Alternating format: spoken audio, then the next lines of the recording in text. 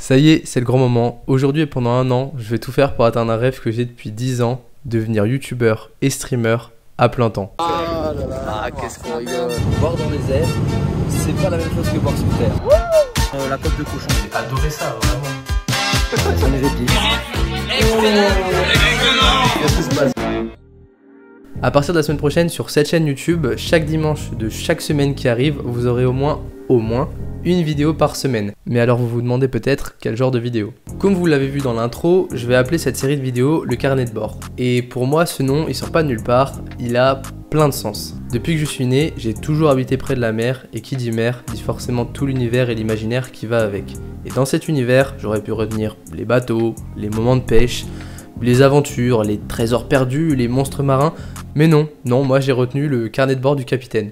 Pour le capitaine et pour ceux qui lisent, l'intérêt du carnet de bord, c'est de noter tout ce qui se passe à bord, c'est noter ce qui se passe dans son périple, tout ce qu'il a vécu, mais aussi ce qu'il a retenu de ses aventures et de son quotidien. Et ce qui va se passer sur cette chaîne, c'est exactement ça. Comme ces bons vieux capitaines, j'ai noté beaucoup de choses sur mes expériences de vie, sur mes 5 dernières années en tant qu'étudiant, mais j'ai aussi, contrairement à ces bons vieux capitaines qui n'avaient pas de caméra, j'ai filmé vraiment beaucoup de choses. Donc, ces vidéos de carnet de bord, elles ont 3 objectifs.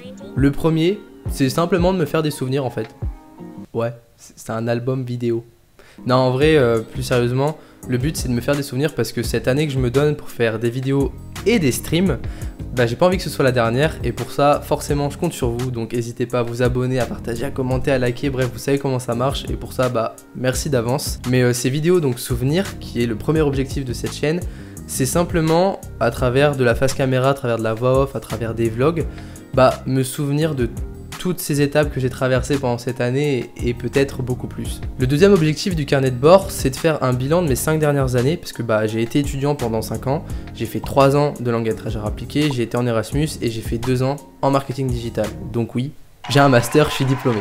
Et justement, je veux que cette chaîne, elle me serve à me faire un bilan en fait de tout ça, de toutes ces expériences de vie que j'ai traversées dans ce début de vingtaine et essayer de mieux savoir ce que j'ai retenu des relations entre humains, de mon environnement, de même mes études finalement, ce que ça m'a apporté et de tout ce qui englobe la vie en général. Et du coup le troisième objectif, il est lié au deuxième, c'est que je sais que le moi d'il y a 5 ans, il aurait vraiment aimé avoir quelqu'un qui lui raconte un peu son expérience, qui lui raconte ce que c'est que les premières années de la vingtaine, ce que c'est que les premières années de la vie d'adulte.